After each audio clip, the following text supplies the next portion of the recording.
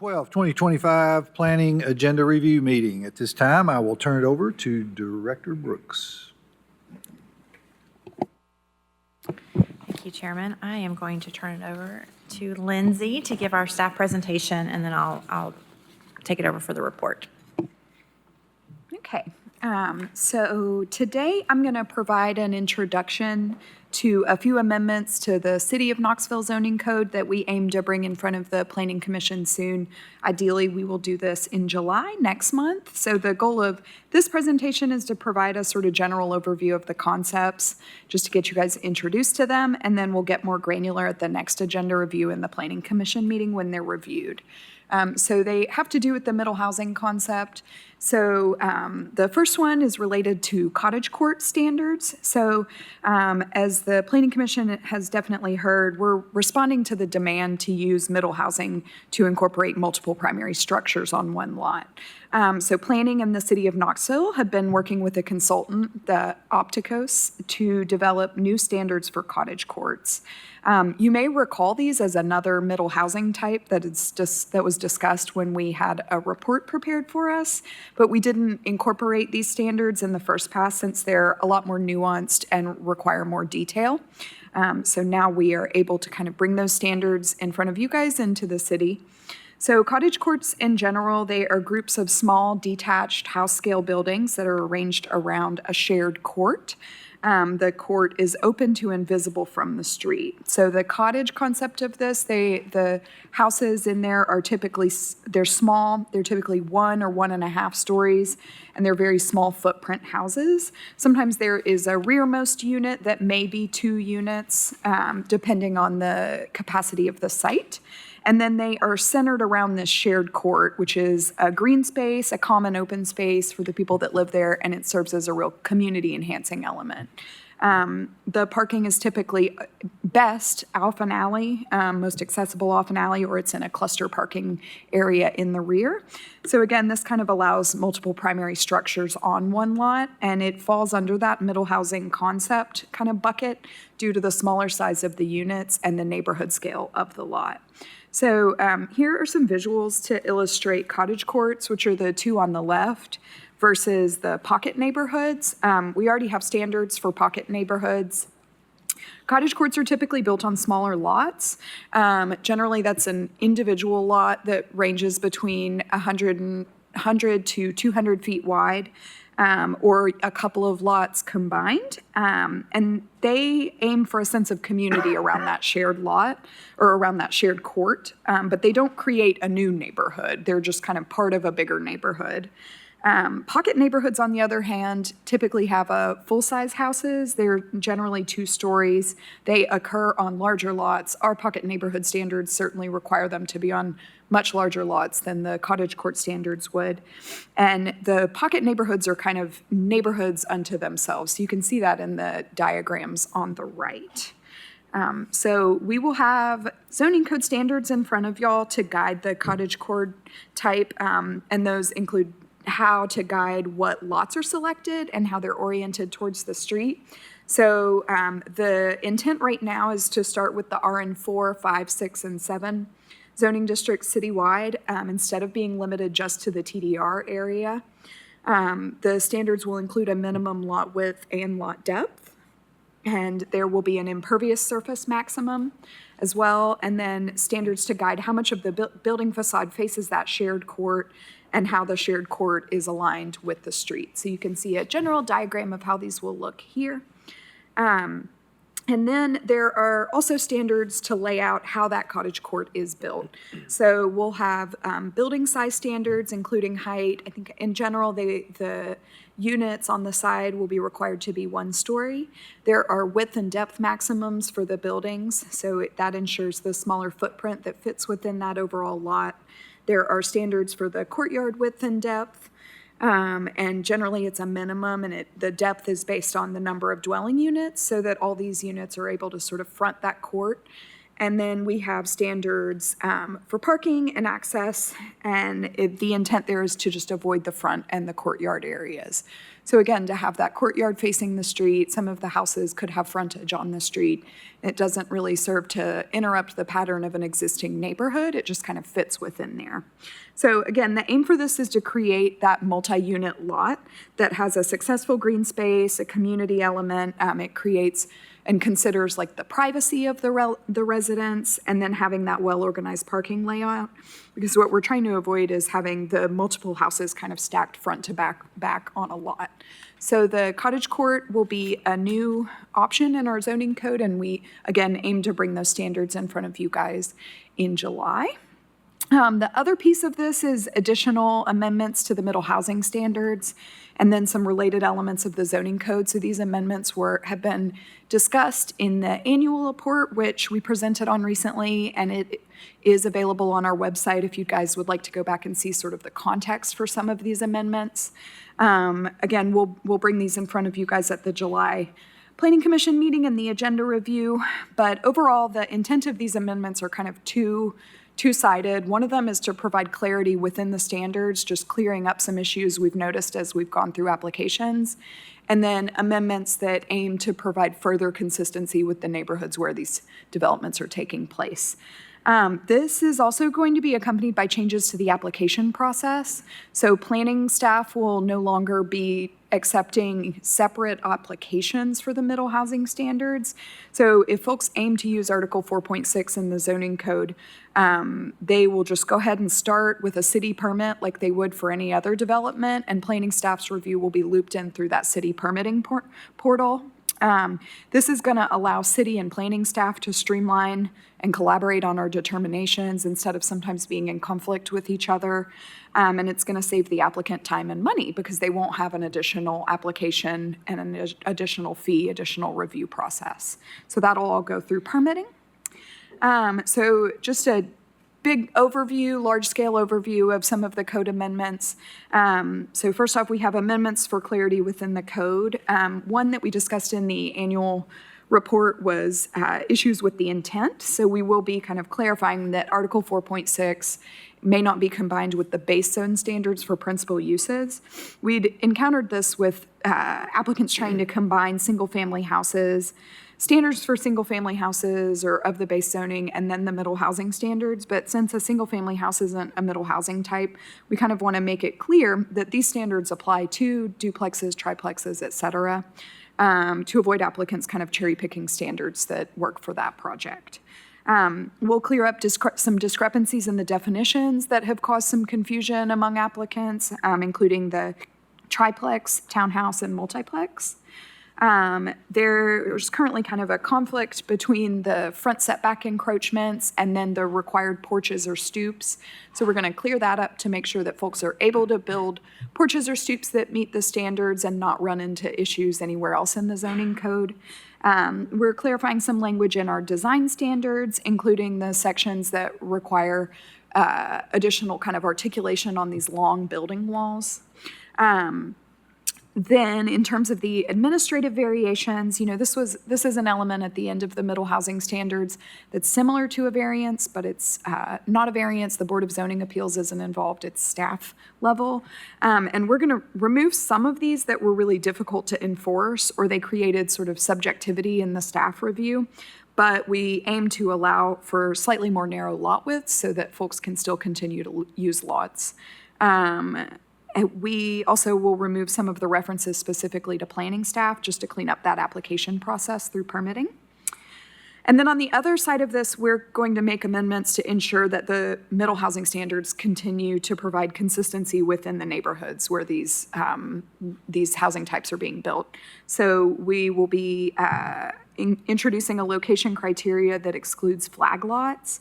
What we've noticed is applications that propose to kind of stack these duplex or middle housing types behind single-family houses or not being aligned within the streetscape when they're kind of wedged within the existing blocks. That's not really the intent of the middle housing standards.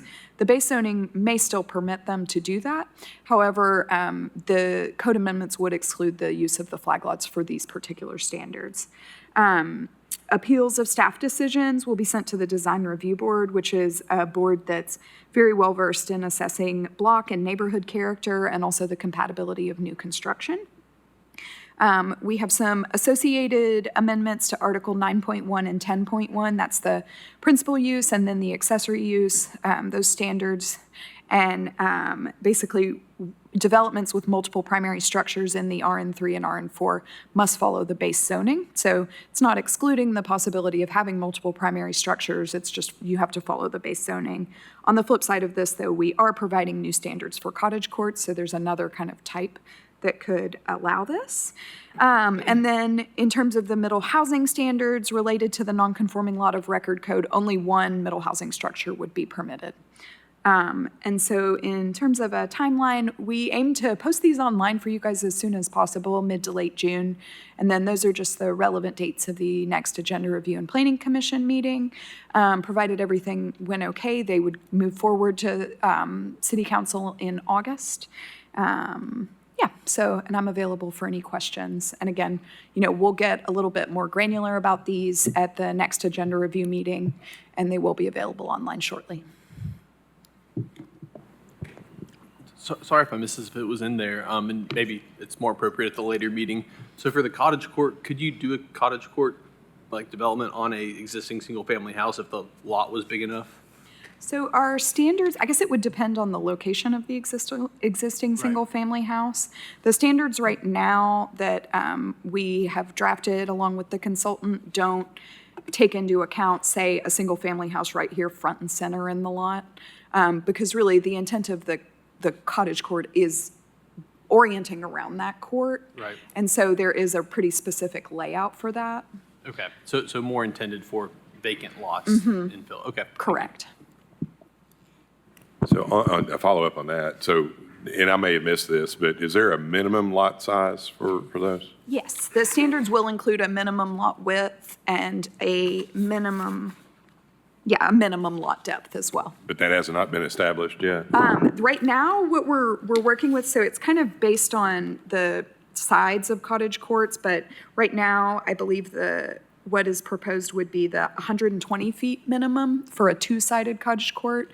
So there's a configuration that would be one-sided where they're kind of it's just, you would have these two and then maybe the rear unit and the lot line ends right here. And that one could possibly fit on a 75-foot wide lot. But then the two-sided would be 120-foot minimum and then 150-foot max. Because the intent for these is also not to just like max out what can fit on here, but just to make sure that the density and the number of units built is compatible within the neighborhood still. Great, thank you. What's the purpose, what's the driving factor for prohibiting more than one building in the middle housing? Well, I think sorry, go I ahead. was sorry, I meant to add, is that based on something from Opticos, or is that based on historical precedent, or just local situations that have happened? I think in general, it would be based on the intent of the middle housing standards to, as we, I feel like we continue to say this over and over, but to generate new housing that's in character with the keeping of the block. And so when there are multiple primary structures on one lot, under this middle housing concept, what we'd want to make sure is that they continue to orient towards the street in a way that makes sense, that they provide, the development provides a reasonable amount of privacy, but also like yard space for the people that are going to live there. And so when there are multiple primary structures and there are not additional standards that can lay them out like this, like the cottage court, they can, as we've seen, just kind of get like stacked up and arranged to the maximum. So it's not that we don't think that that's a benefit or, we want to see something like that, but we want to have additional standards that would guide how those multiple structures are laid out. Is that something that, instead of being outright prohibited, could maybe go to DRB for special approval? That's not included in the code amendments right now.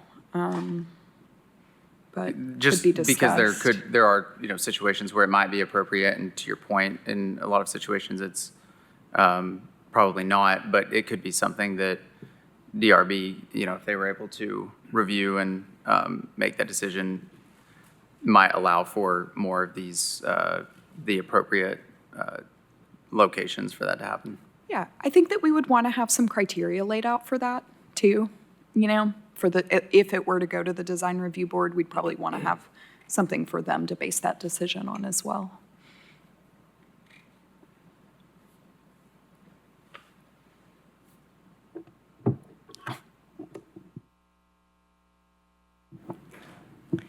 Okay, thank you, Lindsay. Thank you. Okay.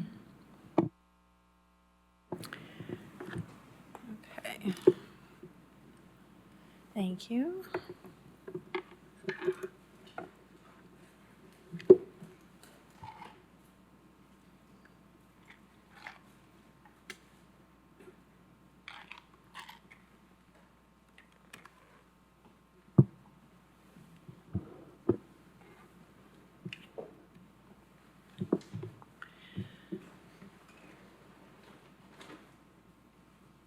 Okay, hold on one second.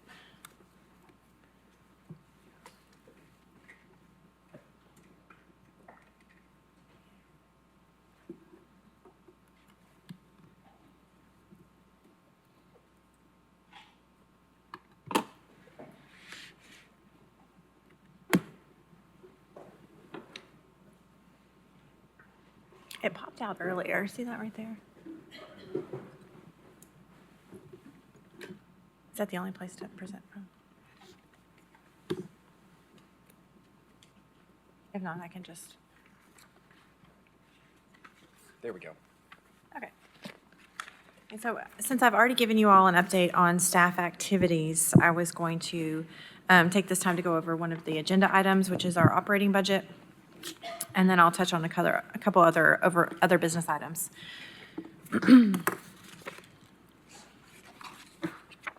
So I always like to start with this slide because our mission and guiding principles are really what guide how we develop our work program. We aim to provide objective and impartial advice, and we follow a code of ethics established by the American Institute of Certified Planners.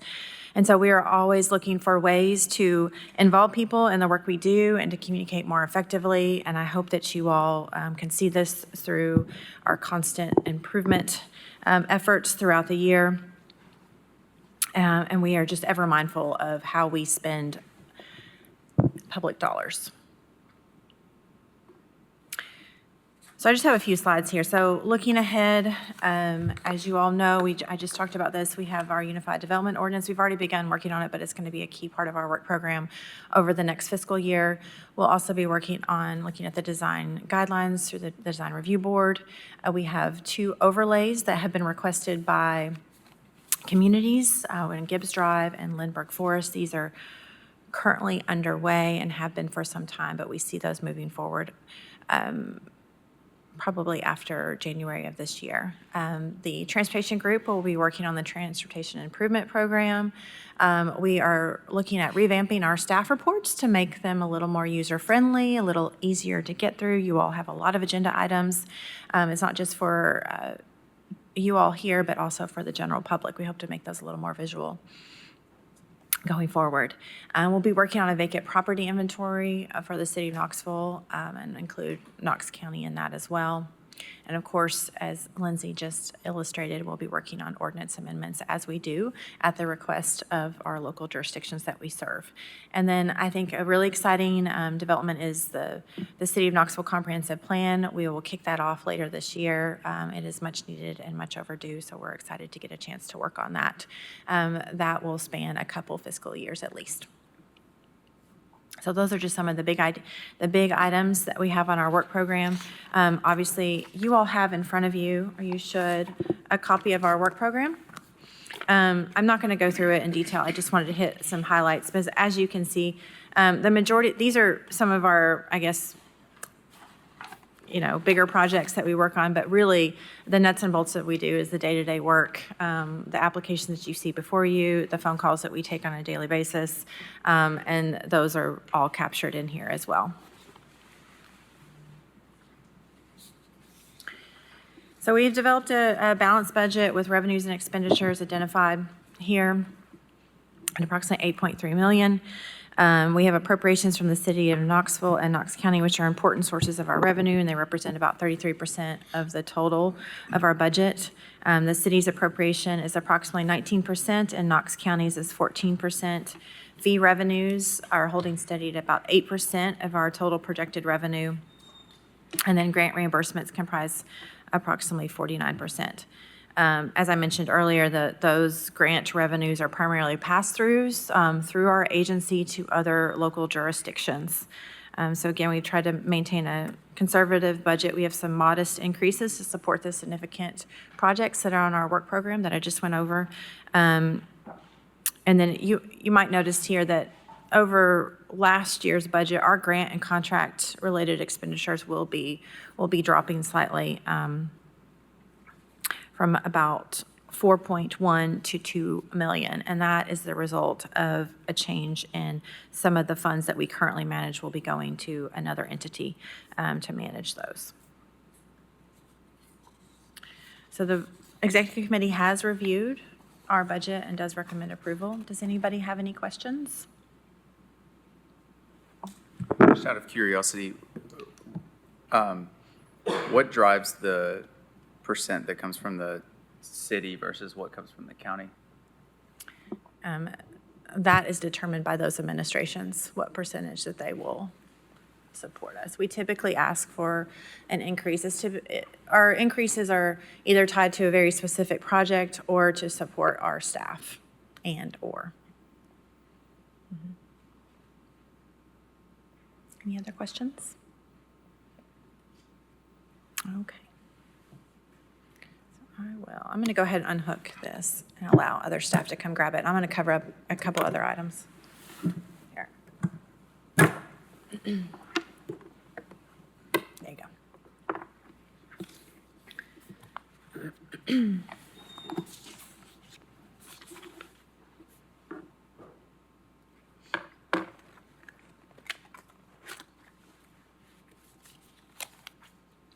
Bear with me for just a minute.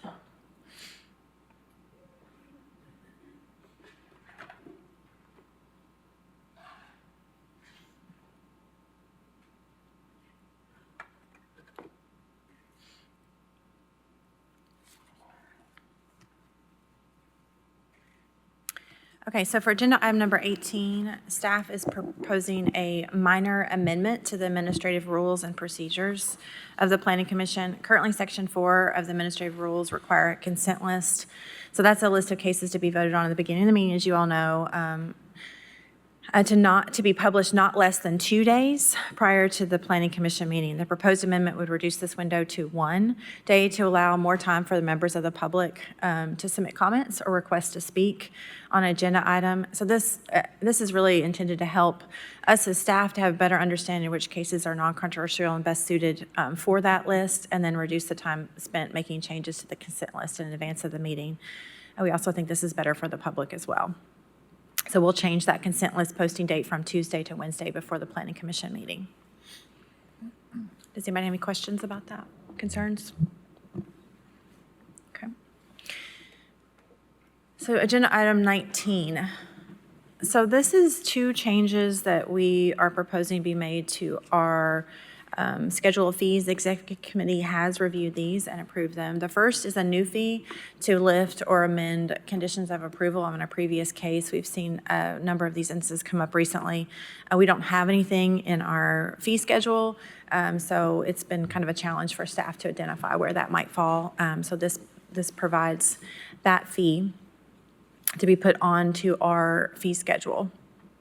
The second change is a change for how we do development reviews in the county's technology overlay zone, the TO zone, and the city's technology park overlay, the TO1 zoning district. Some of you may or may not be aware that action was taken to repeal Chapter 14, Article 2 of the Knox County Code, which eliminates the Tennessee Technology Corridor Development Authority, which is called the TTCDA, which we have administered for a number of years. The guidelines, though, will remain in effect and will be administered by planning staff. So the proposed changes to the schedule of fees are to reflect that administrative application process and review for both projects in the TO and TO1 districts. So if approved, these new fees will go into effect with our new fiscal year, which is July 1. And you all should have the schedule of fees in front of you, marked up. They're highlighted in yellow on the right-hand side. Anybody have any questions or concerns about those? Okay, I'll turn it over to Samuel. Thank you, Amy.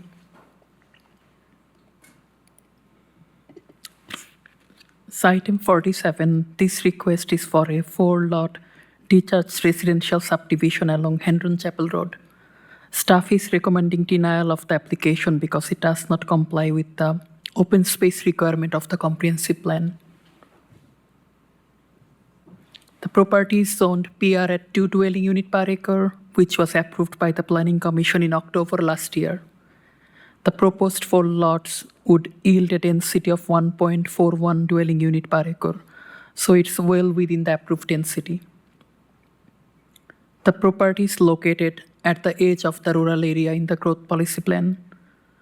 The comprehensive plan classifies this property as the rural conservation place type or the RC place type. As you are aware, the place type requires subdivisions to be clustered in a pattern that preserve 50% or more open space to conserve natural areas and limit disturbance on a site. The subject property is 2.84 acre and it is currently undeveloped. The L-shaped access easement on the western side of the property that is called Barnell Lane is currently serving 3 lots that are marked with the red circles. So here is a site plan of the proposed subdivision. The front 2 lots will be accessed via shared driveway from Hendron Chapel Road, and the 2 rear lots, lot 3 and 4, will be accessed from Barnell Lane. Although the development plan includes a note that each lot will include a minimum of 50% pervious areas, it does not propose a clustered development that includes a dedicated open space.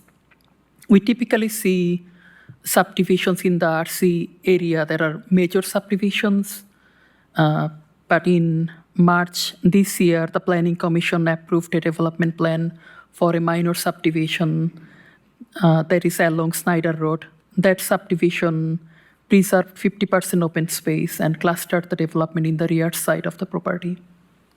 So this site plan is from the other subdivision. So again, staff is recommending denial because the proposal does not comply with the open space requirement for developments located in the RC area. Questions? I've got a question. Did you have a question too? Yeah, you can go. And this is, I think, more of a broad question about, I guess, how we're going to be viewing rural commercial. Because, I mean, this is a small, it's a small lot. It's only a little bit over an acre. So when we're asking them to conserve or set aside 50% of the property, I understand fully that's what rural conservation is about, right? Is this rural conservation? Or, yeah. So, but who maintains that, or who is responsible if we say, okay, you're having a development and we're setting this aside? Now I can see this, like there was one that came through a couple of months ago, I think down on Millertown Pike, and and they did a nice job holding all the density up in the front. It's zone PR2, so they consolidated everything up front and left the ridge behind it alone. But that was a larger development. I don't remember how many lots, maybe 30 lots or somewhere like that, which is large enough, I think, to support a homeowners association or somebody to, create the responsibility for taking care of that. But when I look at this, I'm questioning or asking, okay, how do we do that? I mean, you got 4 maybe 4 lots. I mean, how do you create a HOA? Or even if you had 3 lots, I mean, you create an HOA.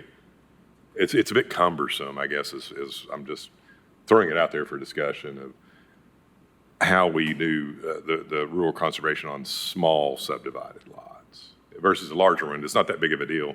If you've got 50 lots, you're going to have an HOA anyway to take care of the entrance and some things like that in the common areas. But it's just unusual to see any kind of common area in a 4-lot subdivision. So I guess it's more of a question because I know it's all new and we haven't really seen a whole lot of this, this type of request. Do you have any thoughts or anything about that? So the comprehensive plan does not differentiate between major subdivision, minor subdivisions. It requires 50% open space for all subdivisions. I will say that during the planning process, we do allow for a maintenance agreement to be created versus an HOA. So a maintenance agreement would be something that could come through and identify the different property owners without creating an HOA so that it's clear who would maintain that. And that would be something that would be part of the planning process. So yeah, and given that, but I mean, a maintenance agreement, but how, so if we've got 4 landowners and these are constantly changing hands, I mean, you put it into the deed, I guess it's about the only way you could do that is have a maintenance agreement in the deed. But if there's somebody out there and they don't, is one person maintaining all of it, are all 4 of them responsible for, who mows it, when the tree falls, who goes and gets the tree, and is that all covered in the maintenance agreement? Or? It is, and we have had instances where the person who owns the parent tract who's creating it has said, I'll take responsibility for the maintenance, and that's put in the agreement. And again, when the property changes hands, that would be on that property owner, whoever took that over, to understand that. So it should be part of the deeds, but we don't dictate how that maintenance agreement is divided up. We just require for some sort of maintenance agreement to be in place so that it's clear who would take care of those kinds of issues if something happened. Right, yeah. No, I guess I'm just flying a flag from a practicality of I understand the setting aside of the property in a rural area and support that. Yeah, but at the same time, a practicality of maintenance down the road, I think, could become an issue. So I'm just making a comment. I don't know. You'd mentioned that major subdivisions and minor subdivisions aren't viewed differently. Maybe that's something we need to consider, I guess, with respect to how this is viewed. So just throwing it out. That's something we can take into consideration as we're working on the Unified Development Ordinance. Thank you. I think those are good comments, Vice Chair. Samuel, question about open space. Can open space be, I guess, created via easement with separate lots rather than one, I guess, common open space? So we think that it should be a separate lot. The comprehensive plan does not define what an open space is, but the subdivision regulation has a definition, and we think that it should be on a separate lot. The applicant in this case has stated that what you are saying, that they will preserve a portion of their lot, that no lot can have more than 50% of impervious areas. But with a separate open space, you have those impervious areas in addition to the open space. So in a sense, in rural area, there is a lot of pervious space.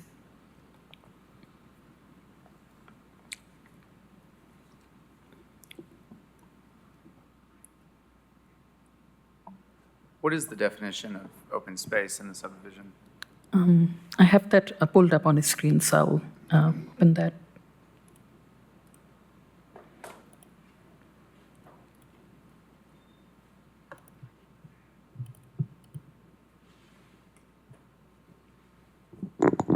So an open space is an area to be reserved or dedicated for public use to enhance the visual, mental, and physical enjoyment of a subdivision. But I would say this again, it's not on the screen, that, okay. I was reading from the subreg, but it is not defined in the comprehensive plan. So our interpretation is that an open space needs to be on a separate lot, but it's not defined in the comprehensive plan. When it comes to the comprehensive plan, is there any use of open space in any other context other than in subdivisions in the comprehensive plan? I'd have to do a search. Okay. Any references of open space? Is there a specific, something that you're thinking about? No, specifically? it seems like the question is whether the open space can be on private property or not. But I guess my question is, I know the subdivisions regulations are specifically referring to open space as like a common area essentially. But with the comprehensive plan, when I hear open space, especially in context of rural conservation, I think of undeveloped land.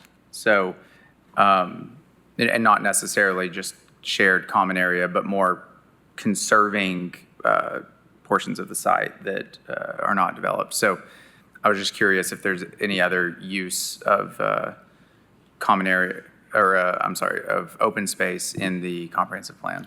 This is the only place where you see the shall, but, with rural conservation, the definition of itself in the comprehensive plan, it says these are intended to conserve forested areas, ridges, wetlands, and other significant natural areas by clustering, developing, minimizing land disturbance.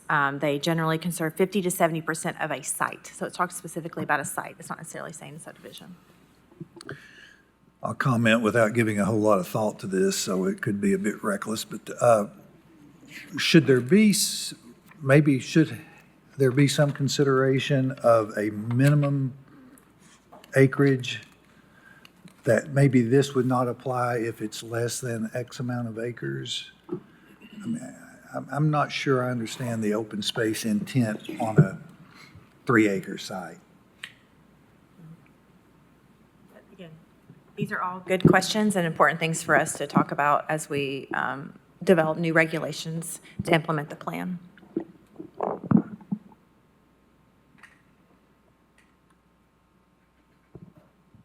Samuel, is there a definition of subdivision in this context? I mean, I realize we're subdividing the property, but, I mean, if this was a 2-lot subdivision, would we still look for that, or is there a threshold? According to the comprehensive plan, yes, we would still look into that for a 2-lot subdivision.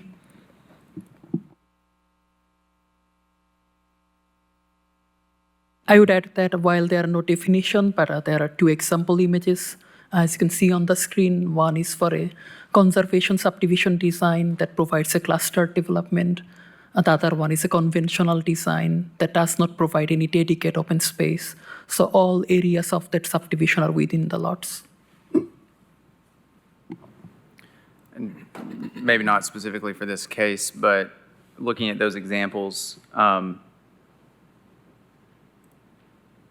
well, I guess I see the difference. The example A is saying the conservation, example B is showing more conventional, but I would think that both could be accomplished with easements if it just made more sense to have the property lines connect, and not have that large common area. But I do think to follow this, at least something like easements would be appropriate for maintaining that open space, but. Yeah, and I would tend to agree with that. I mean, because I think you probably can achieve a 50% open space with some sort of easement laying over. But what would be nice about that is there's still, if it's overlaid on their lot, that single homeowner is still responsible for maintaining that, not the guy 3 doors down, or, 'cause if anybody's ever been in that situation on a private road, a tree falls, and you got to go clean it up, and you got to get a machine out there, you got to do this and that, and then you send the bill out to the 10 people that live down the road, and there's always one guy, that says, I don't care about that, you can't make me, whatever, so. Could you do setback restrictions on the plat? You just record an easement on it saying this is open space, just a straight out easement, I would think, right, on the plat. I was just thinking if you're, sometimes you'll see what setbacks are on plats. Oh, I see what you're saying, setbacks from the, you could back into that same thing with. like a buildable area. Right. I don't think that, and I thought about that, but I don't think that would meet the intent of common area, where it's available for use. That wouldn't necessarily define Right. the use for others. Easement would. Is that something we can even require as a condition as part of the approval? I mean, in this case, is that even something that we have the authority to condition? Well, no, I don't think we have the authority, do we, to do that? Yeah, but it would be, it may be, although we may not require it, it would be required in order for it to meet the standard. You see what I'm? Yeah, that's just what I mean, we're asking really good questions here because this is the first time this rural conservation's come up in any sort of meaningful, it seems like there are some edge cases now that we're having to grapple with that aren't defined, and we're going to have to come up with some sort of precedent that we're setting ourselves today. So if the way forward, not saying I support or deny it, is to require open space to be shared across and be an easement-based system, we potentially could deny an applicant something on Thursday based on the fact that he doesn't have the easements up there, which wasn't something that we asked for to begin with. Or is that something that can be done on the floor when we're doing it? I don't know. That's why I was just curious. We're always looking for potential solutions to maintain what we're looking for, so. We can look into the question of easements in advance of Thursday.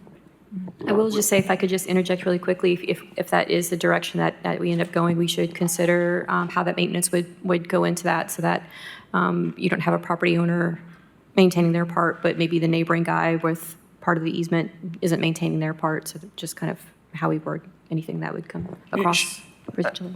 I suppose that begs the question, though, that on our graphic up here that we are trying to base a lot of the spirit of this on is we've got the idea that, as Commissioner Higgins pointed out, that a lot of this is intended to be open space, but open space in the sense that it's completely undeveloped. What kind of maintenance does a forest land require?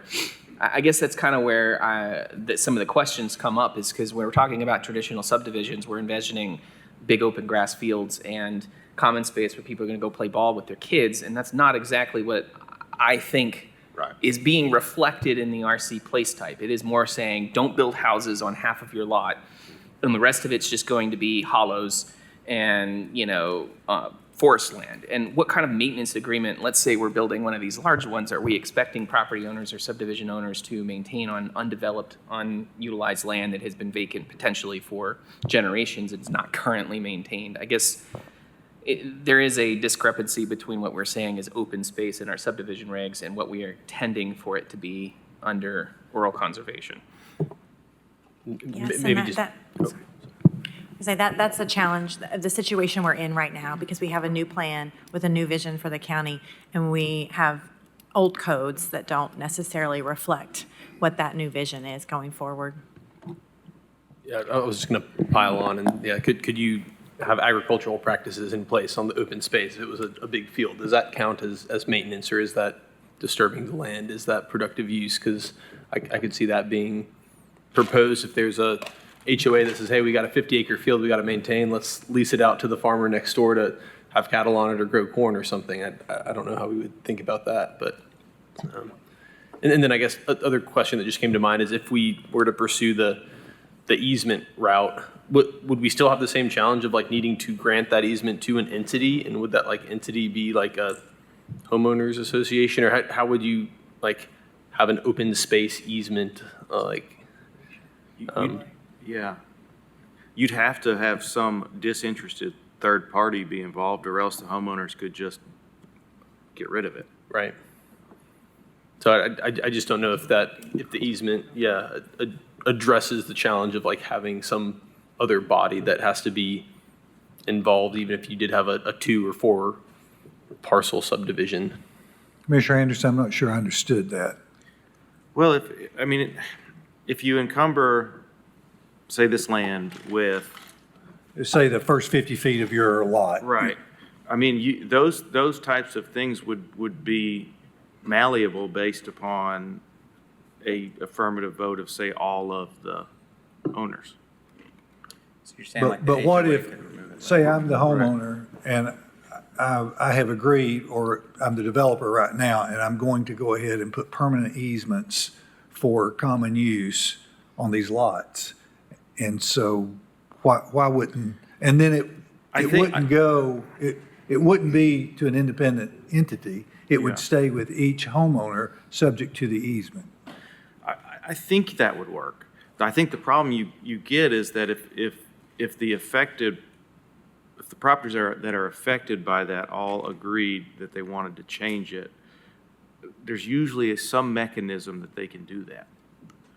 Now, if you as the developer put it down as like a deed restriction and it's supposed to run in perpetuity, that might be a lot harder. So whomever wants to answer this, but if we want to go in a different direction tomorrow on this case, what are our options? If we want to approve this, let's say we were looking to approve this. Is that appropriate to have at this meeting, or should we present some options for them on Thursday? Well, under a development plan, what are our options? you Not this case. I think you can answer that question generally, just in general, what are the options with regard to a development plan? If it's approve with conditions, Yeah. et cetera. That, answering generally those types of questions is fine, but I wouldn't give specifics about what the options are about this particular pending application. Well, you can approve with conditions, or you can follow staff's recommendation. Those are the options. And then the development plan goes, where does it go if appealed? Does it not go to, does it stop here? or- Stops here, It yeah. stops here. Well, unless it gets appealed, but yeah, so your decision is final. You can approve with conditions, or deny.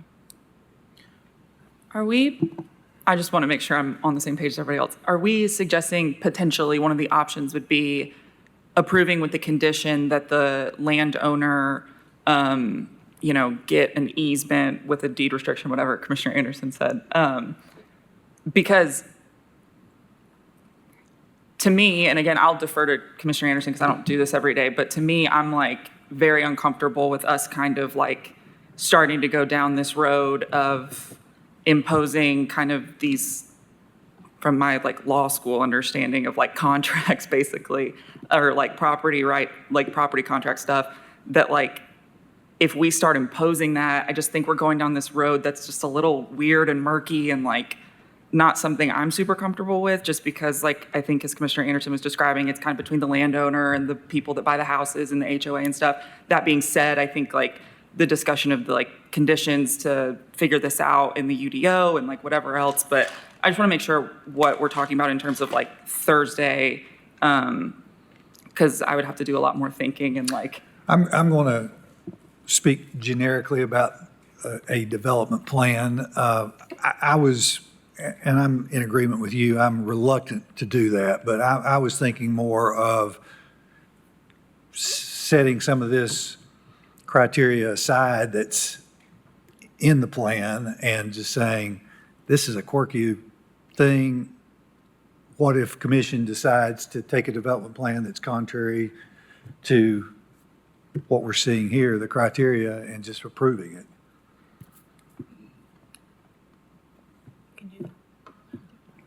Yeah, I guess that's our prerogative, though, I guess, But I think in the end, what is the spirit of it? What's the spirit of the comprehensive plan of the 50%? I agree that I don't think it's for common area for people to ride bicycles on necessarily, or put a pool on, that kind of thing. I think it's, like Nick said, it's really just hey, this is a rural area, and we want to keep it, the look as much of it as we can rural, so you got to save the 50%. Right, but I guess part of that point was trying to illustrate that the picture up there doesn't have the forested area as part of the plat. Right. And I think that's kind of where we're getting at, is they have those 5 lots, and I know that we're getting dangerously close to the line here of what we're discussing, but keeping it on this hypothetical instead of talking about the case before us, is that conventional subdivision design could have conceivably easements across all of that forested space, and we could say, oh, well, that's forested space, but that would be directly contravening exactly what we have up on the page, which is to say that's not what we want in RC. We want it to be, we don't want the plats to cover the undeveloped land. We want it to be clear that that land is not available for private ownership, and that land is owned by the subdivision in some capacity, and it is off limits for development, so it doesn't come back up to before us in 10 years to the next commission that says, yeah, I had this easement, I want it removed because we want to build a duplex here, and we want to put this thing up, and it's like, well, yeah, of course, because it's private land and it has this easement, but we can remove this easement. The question is that's not even on the plat, and it requires it to be completely replatted and a new subdivision reg to be adopted, and all of that has to go through it. At that point, we're actually having a conversation about ripping down forest land. I think from the spirit of this, and I remember when this case came out, and this was one of the points that I made when this happened, was to say, we're rezoning this to allow you to use this space, it may not be this exact one, but I do remember one of these coming up, and the opposition was quite frustrated that we would consider putting a subdivision in there, and I said, hey, look at this, it's going to preserve 50% of it. That's part of what this is. And the whole idea behind that is it's gonna come back to us as a development plan, and if they try to develop the entire thing, we're gonna say no.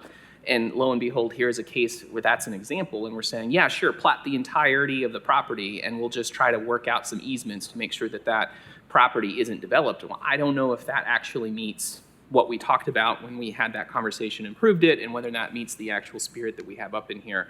The idea is to not plat that common area, and at that point, it's not usable to go play sports on unless it was a field when it wasn't platted. The land is just what it is in its undeveloped state. And if people want to go play ball with their kids because it's no trees there, then great. But, Yeah, I think, because if it's there to minimize land disturbance.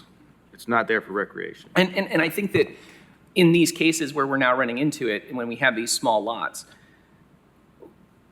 it is right, as you pointed out, Vice Chair, that the possibility exists that we have now prevented the property owner from utilizing the land to the full extent that they want, and I get that. But I would say from the perspective of the community, and we've heard this on the RC, as a lot of people said, this is supposed to be rural. Why are we putting 6 houses here? The house next to it is 1 house and 10 acres. The other house is down here. It's supposed to be rural conservation. Why are we putting subdivisions and we're trying to maximize the use? And the whole RC idea was, well, we're not doing that. We're only putting a couple of houses and we're leaving the rest of it undeveloped. So, I'm not speaking toward the exact case because these are going to keep coming up, and there's no line limit, as Samuel had pointed out, between what's a major and a minor. At some point, there's no arbitrary line. It's like, we want you to maintain 50% of whatever the size of the land is to be undeveloped land so that it fits with the character of that. And if you don't want to develop in that area, the RC zone ends right here, and the rest of this is, urban growth boundary or whatever, and you can go nuts. But right here, we want it to stay open. Just my. Just curious about how this works long-term. The open space, what goes in place to maintain that as open space long-term, or to prevent it from being sold or used in a different way in the future? Is that part of this subdivision regulations? So in the other example of the minor subdivision we had, can open that. So in here, 4 lots are labeled as lot 1, 2, 3, 4, and lot 5 is labeled as open space. So because of the plat, only the 4 lots would be buildable. The open space will not be buildable based on the plat. And Ms. Porche also provided another example of how the subdivision regulations deal with that as well. Okay. Yeah. So it couldn't be is it the same as common area in a subdivision? Is it in the same legal structure, would you say? They're typically labeled as common areas so that it's kind of understood that they're not developable. Mm-hmm. So like the point of the rural conservation, it says it's intended to conserve, and then it says by clustering development, so that area is clustered, and then the part that's open would be common area, and that's part that's not developable in the future because of the plat. What made me think about it, to Miles' point, like if someone had farmland, let's say it was existing farmland, and did a subdivision, there's a lot of conversations about losing farmland. It would be interesting to see if there would be a way to allow for, again, not with this case at all, but broadly, to allow for, if a subdivision is being built where farmland is, the farmland to exist around it and, continue to be farmland. So that let's say someone has livestock on that open space, it's serving the same purpose that it was previously. It may not be just wild growth, but it could be still useful. So just some thoughts as y'all are going through that. Don't mean to beat a dead horse here, but just curious, so like in this example, like if you were to click on lot 5 on like KGIS, like who pops up as the owner? Is it like who is that a subdivision like HOA that like owns that property in this case? So I'm not sure it's been platted yet. The development plan was approved in March. He's asking hypothetically. But who would be? Like, would it be a entity that's a HOA of this small subdivision? So if an HOA were created, that would be who would pop up. If it's a maintenance agreement under some other person, then that person would pop up. It depends on how the maintenance agreement gets created and who's going to be responsible for it as to what would pop up and how the ownership is created. Okay.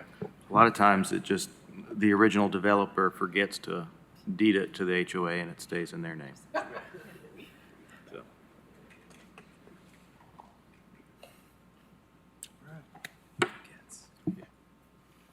Shall we move on? Are you all ready? Okay. Thank you, Samuel. We'll move to agenda item number 8. Let Ms. Hillman get set up.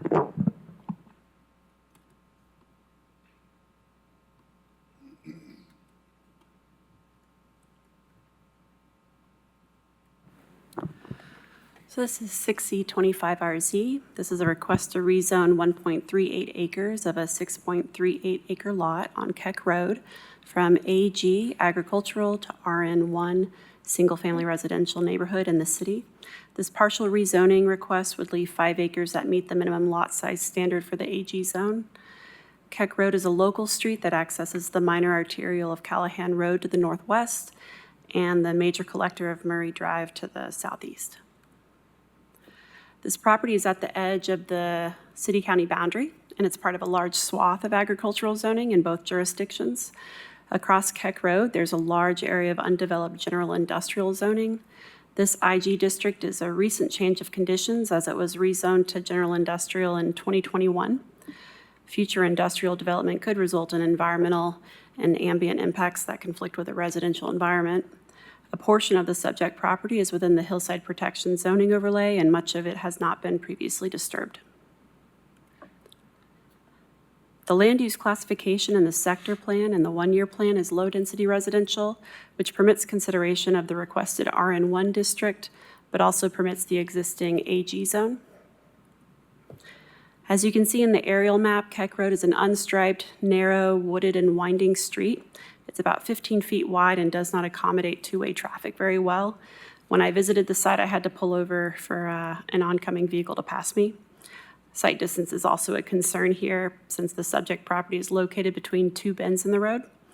Keck Road remains narrow and unstriped for almost its entire expanse between Callahan Drive and Murray Drive. It's also noteworthy that this property does not have sanitary sewer access currently, and most of the homes directly to the west are on septic. Staff are recommending denial of this request to rezone from AG to RN1 because there have been no changing conditions to support more residential intensity in this location. Keck Road remains substandard, and the industrial zoning directly across this narrow street does not support more residential development here. I'm happy to answer any questions.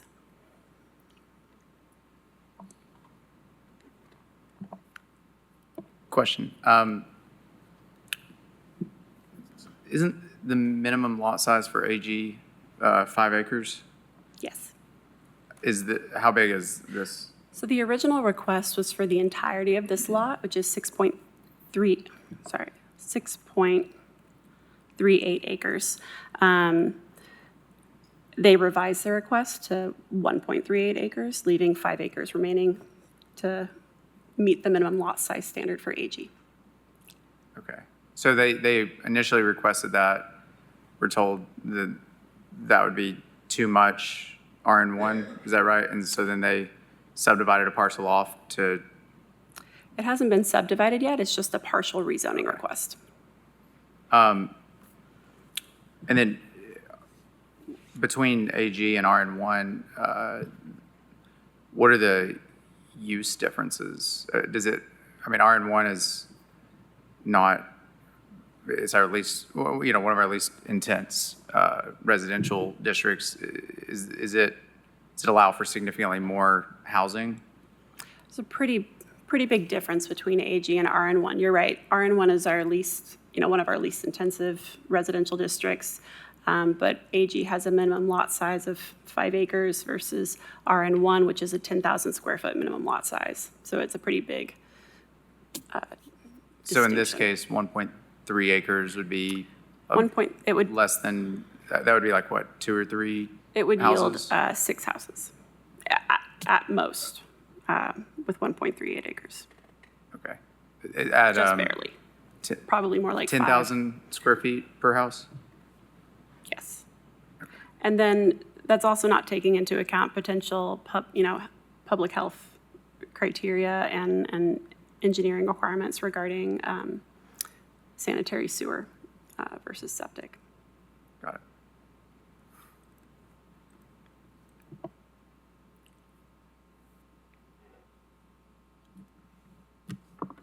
Okay, seeing no questions, thank you.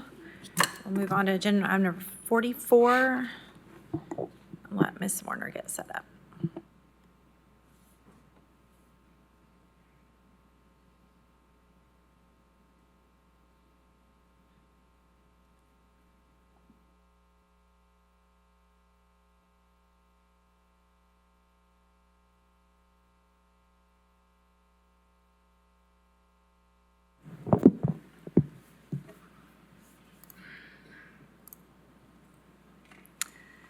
Okay, so this proposal's for 43 new single-family lots and 14 townhomes. It's located in Halls on Shady Lane and Cunningham Road, east of the Beaverbrook Golf Course. The zoning on this property is planned residential with a density of up to 3 dwelling units an acre with some conditions. The existing single-family house along Shady Lane will remain. The house along Cunningham will be removed as the entrance road is going to go right through there. The subdivision has public and private streets. The private streets will be for the townhomes that are proposed, and the density on this 19.15 acre property is 2.9 dwelling units an acre. The zoning conditions on the property is no access to the development will be from Shady Lane down here. Access must be from Cunningham. You can see the subdivision entrance is over here. The remaining single-family home will stay on Shady Lane, and they do have driveway access there, but they do not have access to the development. The property line is drawn along the center line of the creek here. The second condition of the rezoning was a traffic study must be required. A study was done, and there's a condition to certify sight distance at the entrance road, looking in both directions along Cunningham. The third condition of the rezoning is that a 30-foot vegetated buffer shall be installed along Shady Lane. So there is an existing mature tree line pine buffer along Shady. You can see it in this photo. And additionally, the center line of the creek, 30 feet in each direction, must be undisturbed. So the trees that are within 33 of the creek will remain. So considering both the tree line here and here, we believe all the zoning conditions have been met. Do you have any questions?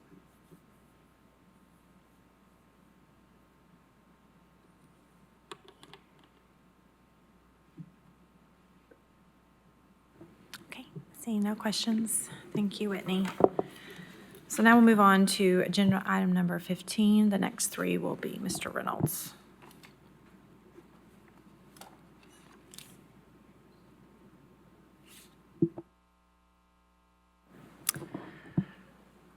Okay, thank you. First one I'm going to go over is 6E25SU, Taco Bell. on Kingston Pike and Bearden area. The special use, this is a special use, and what's triggering this is the drive-through facility. A restaurant is allowed by right in the CG zone. A drive-through facility requires special use approval. The property was rezoned from CG3 to CG1 in August 2024. Design standards in the were added to the CG1 zone in September 2024. And just kind of another bits of information that all the existing structures on the existing property will be removed, and there is a cemetery on the site that dates back to the 1800s, late 1800s. Staff recommendation is to approve the request subject to 10 conditions, and a few notable ones is to restrict the Kingston Pike exit of their driveway to right turns only, provide a concrete pad, it should say, and seating amenity for the CAT bus stop, and to perform archaeological investigation around the cemetery to determine if grave sites are located outside of the proposed cemetery boundary. Again, so this is located on Kingston Pike in the Bearden area near North Shore Drive, which is to the west. The Food City Shopping Center is to the north, and Bearden Elementary is to the northeast. 16 conditions. So this property is on a side street of Agnes Road. You see the two structures that are here now. It's an old house that was converted to commercial use, and an old church and annex building, and the cemetery is located behind the church. The church is no longer used for church purposes, by the way. It is a commercial structure now. Again, existing conditions. And as I mentioned, one of the conditions was right turns out only on the Kingston Pike, and that's from their driveway proposed, which is about in this location. One of the concerns with turning left out of here, there is a middle turn lane on Kingston Pike, but it is really close to the intersection, which is signalized. And it is a very heavily congested area, for one thing. But the property, so it does have access to the side street, which does allow for a better location for left turns. It's a much safer location. So that's the primary reasoning for staff recommendation to turn right. This property would otherwise be allowed to have a left turn by TDOT standards, but it just does not seem like a good idea from a safety standpoint. Mike, was there a traffic study done on this one? Yes, there was. Did it address that right in, right out as well, or make a recommendation for it? It basically said that it meets TDOT standards. Okay. That's what it boiled down to. Thank you. Yep. This property is in the area built the Bearden Village Opportunities Plan. It's in the Kingston Pike Commercial Corridor. The plan was adopted around the year 2000, I believe. And for the most part, the Bearden Village Opportunities Plan is trying to get to a more pedestrian-friendly built environment. Majority of the pedestrian-oriented development is around the Homburg Place. In this, commercial corridor areas are kind of hinting at, this is not quite the most pedestrian, but they're trying to push towards development, towards a pedestrian-oriented design. So some of the recommendations are orienting buildings towards the sidewalk with parking at the back of the building, incorporate mixed uses between floors of buildings with commercial retail on the first and other types of uses above, requiring formal tree plantings along sidewalks and parking lots, and reducing parking requirements. So some of those elements were addressed with the new zoning code. This building is oriented towards the street. It does have a drive-through lane that wraps in front of the building, and there's no requirement to have multiple story structures. Not other than the general recommendation there, we're not pursuing anything from that standpoint. Site plan, the renderings that you see, it's a little bit hard to see in this on the screen probably, but the design of the building has changed just slightly, but these give you an idea of what they're going for, and as well as the landscaping. So again, one access point to Kingston Pike and the other to Agnes, and the drive-through facilities kind of wraps around the building. And I can turn this on, it'll be a little bit easier to see.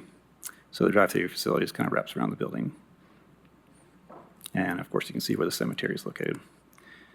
CAT bus stop, staff is recommending, and they've, the applicant has agreed to put in at least a concrete pad along the back of the sidewalk to increase the amenity, the bus stop amenity. You can see on the lower, or I guess in this middle image now, the current bus stop is kind of sandwiched between a retaining wall and the road. The retaining wall actually does provide a purpose for some people who are waiting. They actually can lean against it, they can sit on it. And we're also, so as part of that, we're recommending that they at least provide a very simple amenity for the passengers. The pad will be big enough if CAT wanted to in the future put in an actual covered bus stop amenity, but that's not part of this recommendation, other than the pad size being able to accommodate it.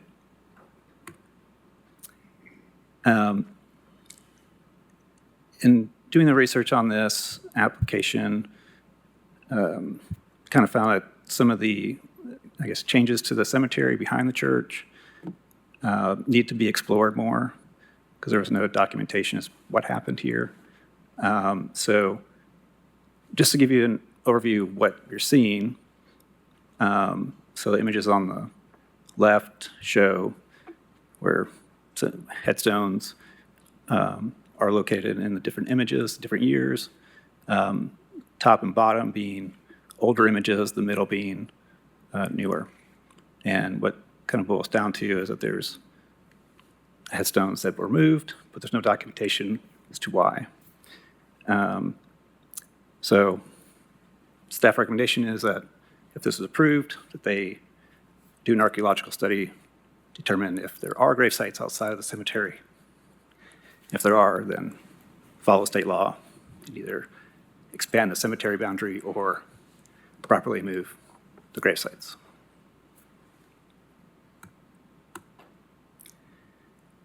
I guess if you have any questions about the condition, just let me know, but it's kind of lengthy. But it just boils down to investigate if there's an issue, handle it through the state law process. Again, staff recommendation is to approve with the 10 conditions. Any questions? Maybe more of a question for Lindsay. I noticed that the chapel is, I think, from like 1885. Is there any, I assume there's no overlay or historic significance or? Yeah, that was actually, it was originally built in 1800s, and then it was burned or torn down, one of the two, and rebuilt in the 20s, I think. Okay. Yeah, so, There's but it's still nothing- pretty old. There's nothing inside that building that's historic. It's all been gutted. There may be a church bell that survived. Outside of that, it's been stripped. Maybe they could reuse it at the Taco Bell. Yeah, I think it's a good idea. Adaptive reuse. I will say that Tony has been trying to sell that building and move it. I don't think he's had any luck on it, but. Gotcha. And then I guess with the graveyard, is there any way to require not just the archaeological exploration, but additional preservation of the historic gravesite? So they cannot, well, there's a whole process to move entire cemeteries. That's not their intent. Their intent is to preserve the historic cemetery where it's located and to put a, kind of wrought iron or metal type fence around it. And they must maintain it as part of state law since they're the property owners. But outside of that, I think they have to put up a marker too. But outside of that, there's really no requirements. Do you have any specific thoughts outside of that? Or? Maybe just like a plaque or, access or redoing. Yeah, so they're required to provide access. And they are required to provide a plaque of some sort. I can't remember what it exactly said in the state law, but that's, nothing really outside of that is intended at this point. Got it. Thanks. Just, So, I'm sorry, go ahead. Oh, sorry. Go ahead. I was going to ask, I was looking at this and we were talking about CG1 being pedestrian oriented. Are there sidewalks on the plan for Agnes Road? I see that there's definitely one on Kingston Pike, obviously. Is there a plan? Because I just see a landscaping setback and then the drive-through. So the CG1, well, the design standards in the CG zone require a pedestrian connection from the public sidewalk to the building. Correct. They're providing one in this location, kind of up their front of, from the Kingston Pike sidewalk. We did discuss with them the option of bringing it up Agnes instead. They chose to go this route. So Okay. it's up to them. Like if they find during permitting that this route just does not work because of grades or something, they could bring it up Agnes, because there are some advantages of going up a public road with a sidewalk rather than through public property, but. Okay. And then, was part of the CG1 that the building setback and the frontage was supposed to be towards that public road? So it just seems like in this one, we've got a retaining wall and a landscape buffer and a drive-through lane between the buildings. So it's not really fronting the public road, right? So we're considering the road that it's public, so the setbacks are being drawn off of Agnes Road, but then our pedestrian access is off of the Kingston Pike. Well, I guess so Kingston Pike is the front still, regardless. Okay. It has to have an entrance facing the main road. That's architecturally distinctive. They did modify the design. If you look at the line drawings of their elevations, they've modified it versus the rendering that I showed. Right, It's and a little different. I guess that's what I was just trying to figure out, because I'm looking at it and it looks like all of the entrances are facing into the parking lot. Yeah. I don't have the line drawing in front of me. It's in the packet though, but you can see where there is an entrance that does face Kingston Pike. As elaborate as the one that faces the parking lot? Okay. No. But it is an entrance that faces Kingston Pike, and it is differentiated from the rest of the facade on that facade. So it kind of meets the standard, in our opinion at least, or my opinion. It would be better if it was lower down and didn't have the retaining wall between Kingston Pike and the restaurant, but they are providing the pedestrian access that they required. The site is elevated to begin with, and it is challenging to bring it down to Kingston Pike level. And one benefit of currently the retaining wall is right up against the back of the sidewalk. They're moving it 10 feet back as part of their plan anyways.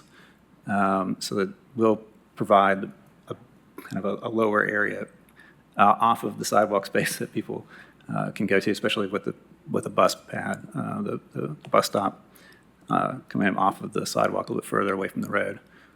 So there is some benefit with that retaining wall being moved back just a little bit. Gives a little more space to anybody who is on the sidewalk in that pedestrian experience. I think it enhances it, just having things pushed back away from the travel lanes. So. Thank you. Just one final thing. I guess I looked on the site and I didn't see any public comments. Have you received any just only because I seem to remember Taco Bell was quite the discussion in that area. It's on the other side of the street, and I think it's probably a much better location for it. But you haven't heard anything from anybody? Okay. Not directly to me, no. Very good. Thank you. Mike, on the conditioned archaeological study, that's not a state requirement, or is it a state requirement? It is not a state requirement, but it is a state law that you cannot disturb, a grave site, whether it's marked or not. And there's too much circumstantial evidence here that the cemetery might be bigger than shown today. But it's good just to have somebody on site just to verify that there's not any grave sites outside of the boundary of the current cemetery as drawn on their plan. So we have had a condition like a before. sonar? Or, well, there is a ground penetration. There is a ground penetration radar. Yeah. That gives you some limited site, I guess, some limited information as to what might be below ground. If they're going to be out with grading equipment anyways, doing a scraping, just so that they can see the soil level So I've got- below. I can comment Yes. on that too, real quick with that, because I've actually had this happen in a development that I did, where we were days before closing, and the seller called back and said, "Oh yeah, by the way, there's a graveyard in the back," which was a shock. But anyway, long and short of it, I'll keep it short. We had to bring grading equipment out, and we had a backhoe, but you had to make sure it was a smooth bucket backhoe, not the one with the teeth, but they have one with the smooth bucket, and they would, very respectfully go and scrape very slowly, and they would scrape maybe 6 inches at a time. But it was amazing to me because what happened is once you start taking that top soil off, that top layer of topsoil, you started to see red, areas of where, there was a grave.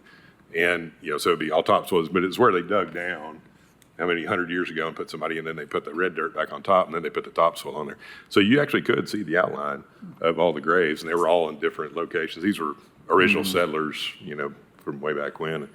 And the state required us to come in and put a headstone. Of course, you didn't know who they were, but you had to mark them just with a small, any kind of little headstone. So just for your knowledge.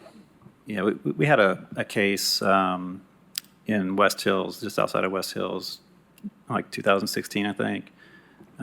There's the Cabot Station Cemetery, Mars Hill Cemetery, I think it's called maybe. Right. Anyway. And we had to plat it off. Yeah, they had once to we plat knew it off. plat it off. They ended up doing some ground penetrating radar around that. They had a preliminary archaeological study actually done with the ground penetrating radar. And then in that study, they said, okay, now once you start developing the site, do this scraping and or stripping and for the areas that you're developing. And so I think in this case, it's going kind of straight to the stripping kind of makes sense. If they want to do the ground penetrating radar first and then kind of decide what they want to do, they can. Let's say that they can't do that because that's not disturbing the site at all. But ultimately, I think the stripping is going to be needed regardless. So. Let's be mindful of the clock and respecting everyone's time here. So if we could, Mike, if you could kind of give us an abbreviated version of these last two, it'd be great. Sure. Weigel's on Ebenezer and Westland Drive. So this is a 6,600 square foot convenience store with 16 fuel stations. This is zoned planned commercial. So the reason why this is coming before us is because it is planned commercial requires a development plan approval by the Planning Commission. There was a convenience store, Weigel's, approved for this site back in 2012. This is increased in size, and also they changed the site plan a little bit. So really it's the increase in size that for the convenience store in particular that is making this come back. The number of fuel pumps has not changed between the two. Staff is recommending approval with conditions that they modify.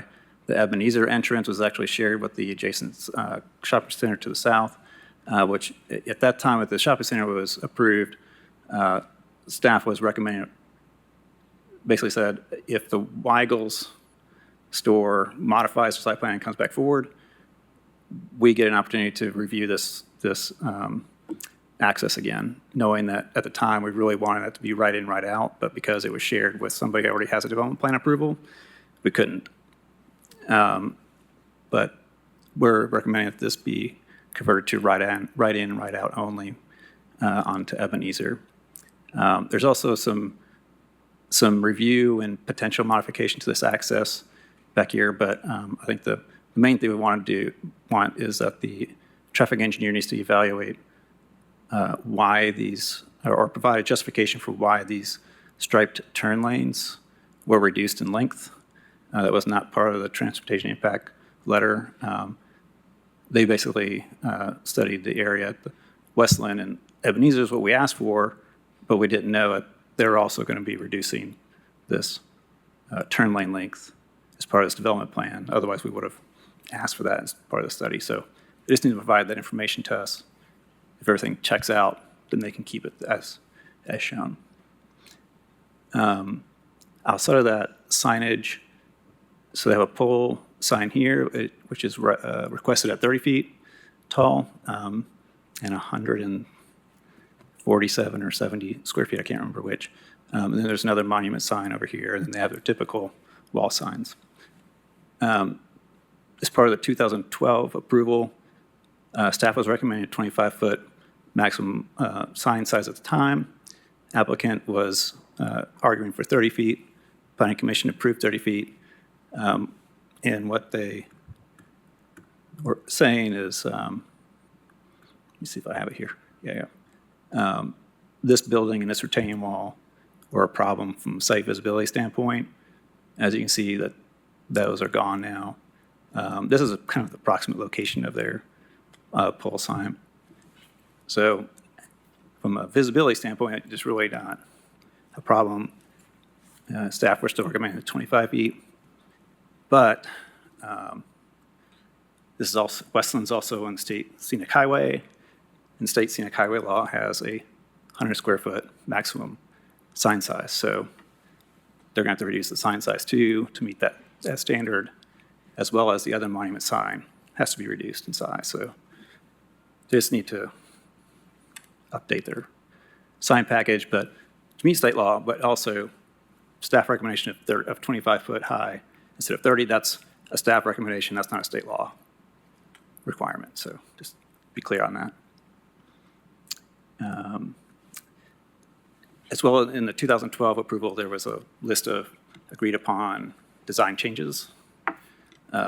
Weigel's agreed upon along with the neighborhoods in the area. Some of those just really aren't applicable anymore. So one that can be still applicable, well, one was the sign height.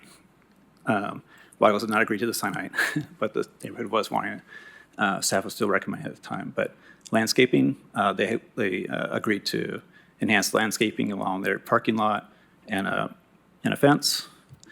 Staff were just kind of recommending like one or the other or a combination of the two, as well as the trees that they're already showing. I think that's it from that one. It was,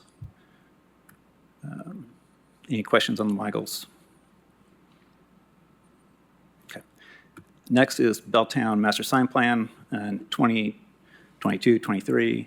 When the preliminary plan for Belltown was approved, the Planning Commission had added a condition that a separate master sign plan be submitted and approved through the use on review process through the Planning Commission.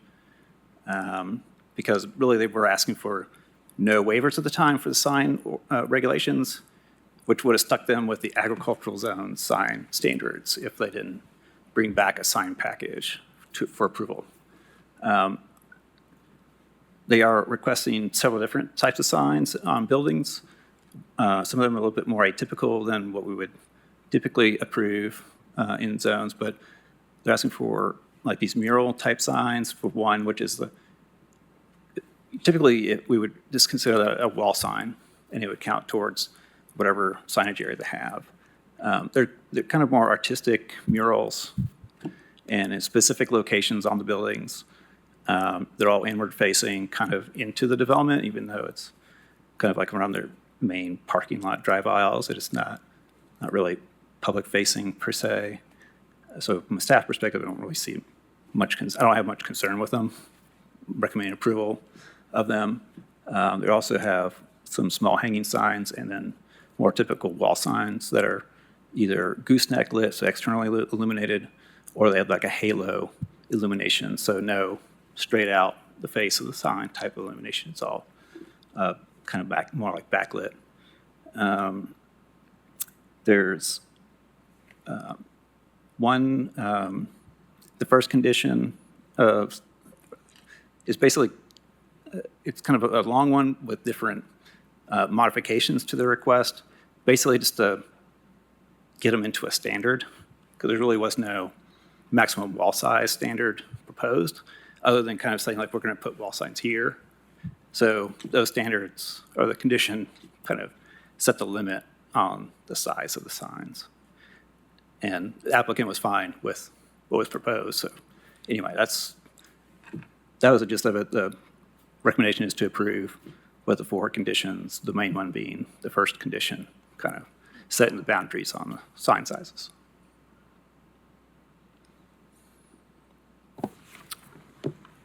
All right. Any other business?